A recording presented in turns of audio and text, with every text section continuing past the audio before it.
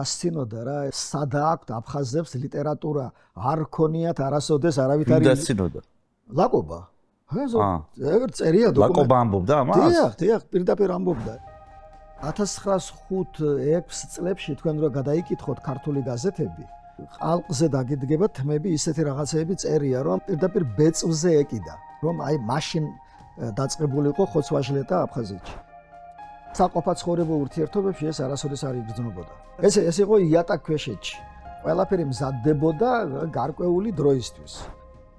როგორ იწყება ისეთი დაპირისპირება, რომლის დამალვაც უკვე შეუძლებელია და რომელიც უკვე საშიში და სახიფათოა?